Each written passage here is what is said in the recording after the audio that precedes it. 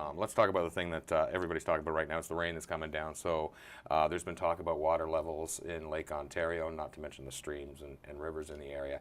Are we at risk, do you think, of what happened back in 2017 and losing most of the beach with the high levels of Lake Ontario?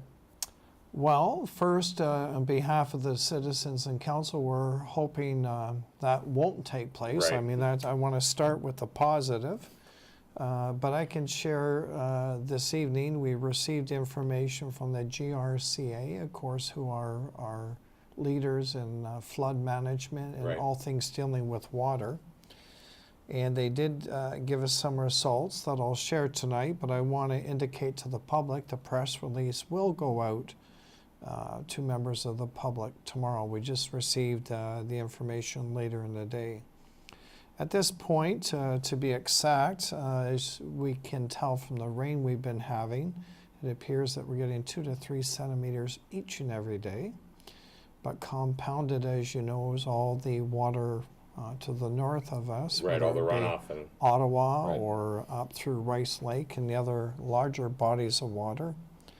Because of that, at this point, it's been indicated that we're at 75.38 meters on Lake Ontario. And when you give figures like that, people go, that's nice, but what does that mean? Exactly. So I'll put it in perspective. When we had our beach flooded out last year, the levels were at 75.88. So if you do a scale, green being wonderful, yellow being a bit of caution, I can tell you that Cobourg is in the orange. Okay. And as an orange, what orange means is we're on a flood watch.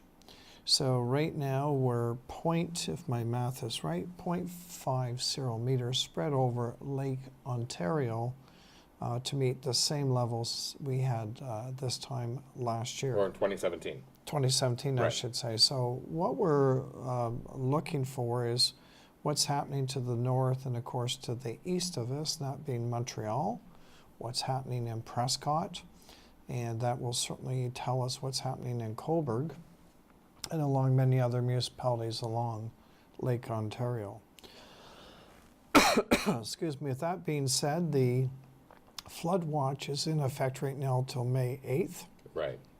And the GRCA may extend that. I do want to caution, especially for people who like to walk along our waterfront, to be respectful of it, but not to get too close, because we've been indicating there is high wind or high wave action. That can be 2-meter waves, approximately 6 to 8 feet tall. And obviously you don't want to be attracted by the water and find out we're calling out our emergency services. So just a bit of caution.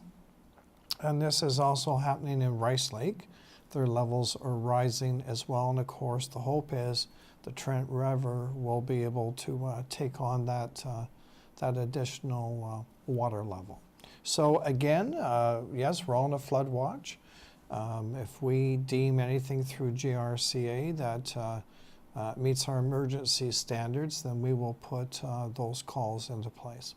Did we learn anything from 2017? Anyways, is there anything we could have done sooner, or is it just it's all dependent on the lake, which is fed by the other Great Lakes, and then of course all the rivers and downflow that come into it as well? I would give credit to our emergency services, our first responders. My answer to the public, they did everything right.